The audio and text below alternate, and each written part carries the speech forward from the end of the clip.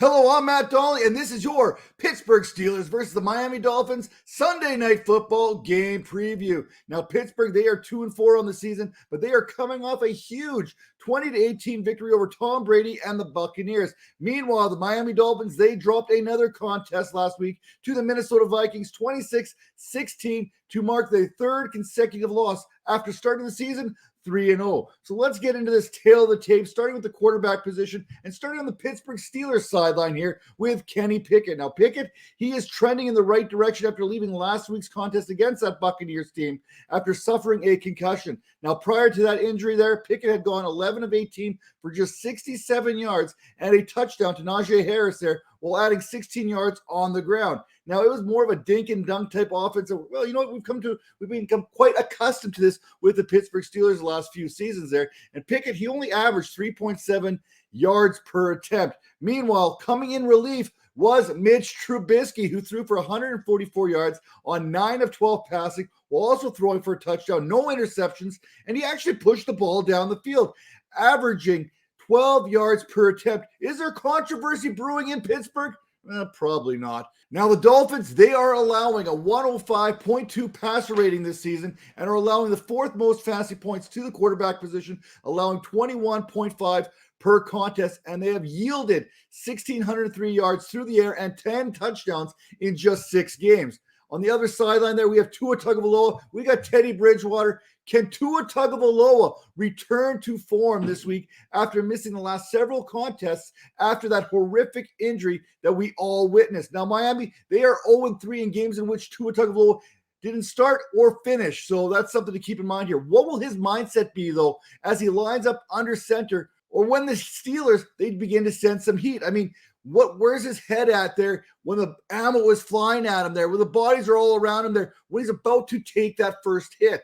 In 4 games in which Tua has played in, and that's including the 2 games that he had to leave early, Tagovailoa has thrown for 1,035 yards and completed nearly 70% of his passes while averaging a league-high 9 yards per attempt. Let's hear that. It's 70% on 9 yards per attempt. That's pretty darn impressive. This week, he faces a Steelers defense that is hoping to have some pieces back in their secondary, and they've also allowed the 7th most fantasy points per game this season at 19.6 to that quarterback position, and they've allowed the 2nd most passing yards at 1,737. Time for Tua should be the hashtag that we use all over social media here this week, as Tagovailoa, he is going to find success if he has time. He ranks 1st in yards per attempt, 6th in adjusted completion rate with a minimum of 50 dropbacks, 12th in big time throw rate, and PFF gave him the 6th best passing grade thus far. For the Steelers, they rank 29th in pressure rate, which tends to happen when you're missing a big part of that defense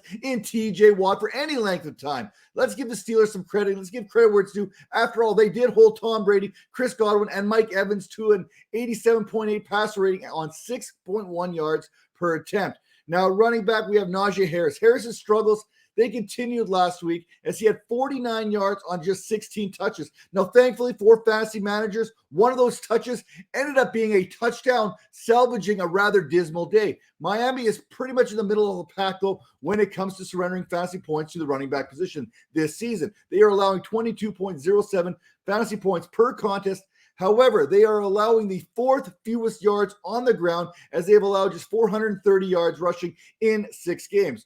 For Harris to be his most productive, he needs to have volume. Even while averaging 16 touches per week this season, he is only averaging 55.8 yards per game. And this week's game against Miami could turn into an air raid type offensive game. I mean, he may not get those touches in the on the ground. It may have to come in the passing game, and he hasn't been used as much as we'd like to see in that passing game. And don't even get me started on this Pittsburgh Steelers offensive line. It very well may be the worst in the NFL.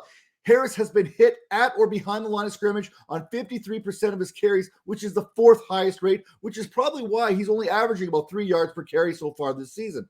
Now, on the other side, we have Raheem Mostert. We have Chase Edmonds there. Chase Edmonds, he got a lot of money this offseason to do very little. Hey, Miami, I am currently a free agent right now, and I enjoy making money doing nothing. So if you need to pay someone some money to do absolutely nothing, I volunteer my services. Now, Mostert has essentially taken over the lead back responsibilities since week number 4. The Steelers have allowed the 10th most rushing yards to date there at 1,600 and the 12th most fantasy points per game this season. Mostert should handle up to 70% of the backfield snaps, and he has proven to be effective in his usage, averaging just under 84 yards per game in which he has played, while ranking 25th in yards after contact per attempt. Now let's turn our attention to the Pittsburgh Steelers trio of wide receivers here: Diontae Johnson, Chase Claypool, and Goerge Pickens. But first, let's talk about Xavier Howard here, who hasn't quite looked like the all-pro corner that he was a season ago, and he's going to be responsible for locking up one of these guys, and each one of these wide receivers, they present different types of problems for defensive backs. Howard has allowed a 151.2 passer rating this season, not to mention a 69.2% catch rate along the way. Now, Johnson, he leads the Steelers team with 57 targets. That's 8th most in the league. He leads them with receptions with 33. That's the 10th most in the league. And his yards at 295. That leads the team. But you know what? That yardage, it leaves very little to be desired.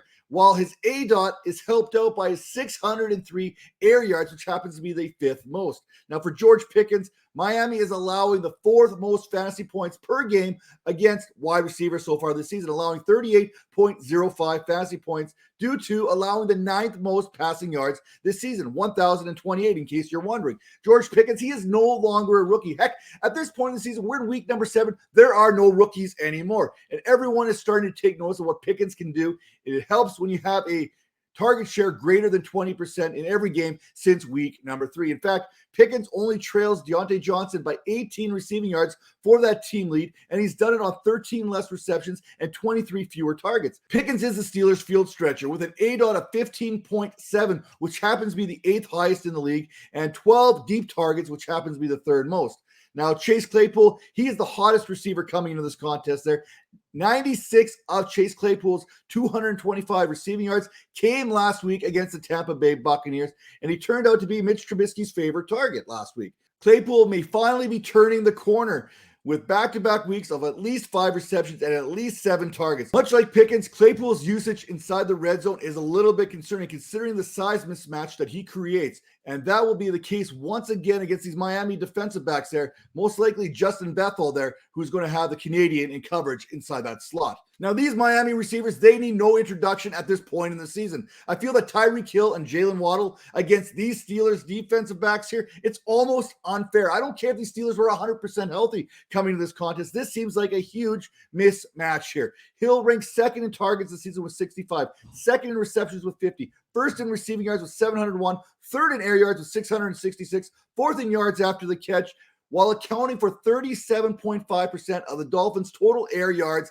this season. You know Hill is going to get the ball, and there's not a dang thing you can do to stop it. Against Minnesota last week, Hill caught 12 of 15 targets for 177 yards. It was the 3rd time this season in just 6 games in which Hill caught at least 10 passes and produced over 160 yards.